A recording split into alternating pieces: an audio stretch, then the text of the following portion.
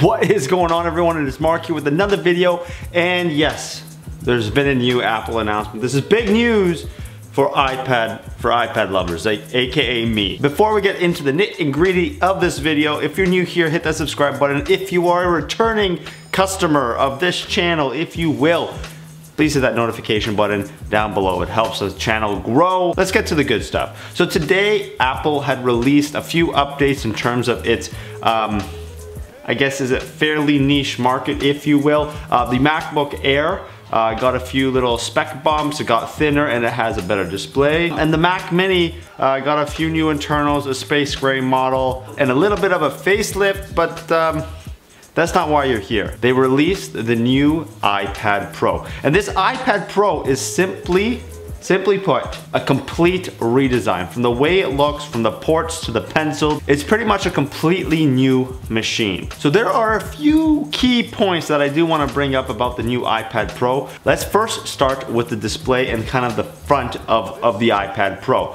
So you're gonna have a 12.9 and 11-inch display. They're gonna be LCD display, liquid retinas. They're gonna also have that new borderless-ish displays. You're gonna have a much more symmetrical chin, forehead, and size. It's all pretty much gonna be the same. You're also gonna not have a home button. The new iPad Pro comes with Face ID, and yes, it will work in multiple directions. So all you do, simply like an iPhone 10, is swipe up and it's unlocked. It's using Face ID. The next thing you'll notice about the iPad Pro is that the shape is a little bit different. It looks a lot like the iPhone 5 and the 5S is a lot more boxy, rough, kind of angular edges.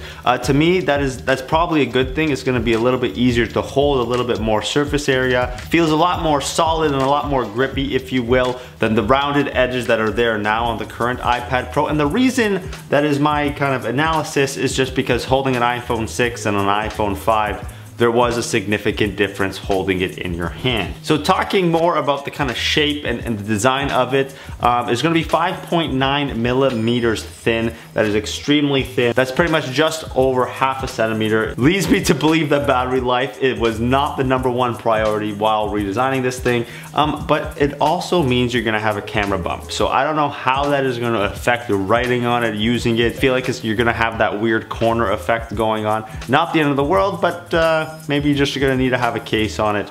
Not that big of a deal in my opinion. We'll see it in use very, very soon, November 7th.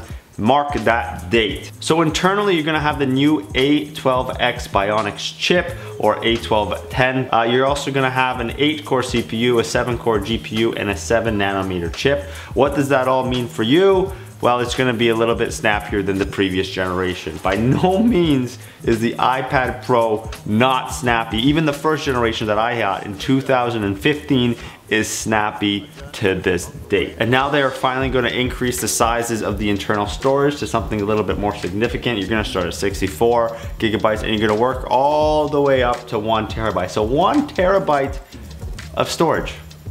Wow. So essentially with these new Bionic chips, all these new cores, all these CPUs, all these nano chips, what that is going to mean for you is essentially you're going to be able to use it as much more of a pro standalone device. So something that they're showing off is something like Photoshop, full Photoshop, not the mobile version. So that's going to be a huge asset in terms of the entire kind of iPad Pro world. And the last thing I want to mention, well, the biggest thing in my opinion, is the fact that they are going to be getting rid of the lightning port in the bottom and replacing it with USB-C. What does that mean? This is the big, what does that mean? One, that means that Apple is kind of slowly migrating into a better port.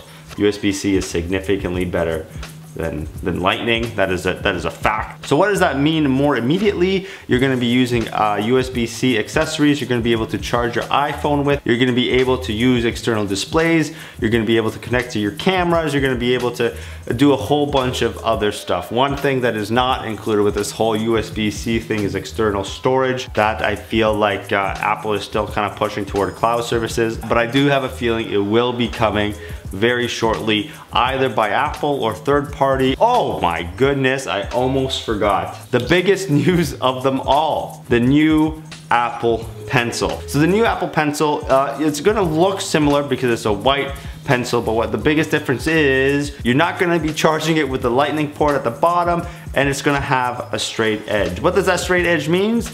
well, I didn't give you half the other story. It's gonna have magnets in that straight edge. You're gonna be able to slap that right onto the side of the iPad Pro and it will wirelessly charge. And well, and that flat edge means it won't be rolling away from you. This is the stuff I am talking about. There are some other minor details that are going to really enhance the use of the Apple Pencil, but essentially the biggest stuff is that it's not going to roll away from you. It's going to stick to your iPad and it's going to wirelessly charge without the lightning port. Anyways, if you like that video, please hit that like, share, and subscribe button down below. And feel free to leave a few comments about this whole setup. I added a few more lights. I took some notes from your last review of this setup here.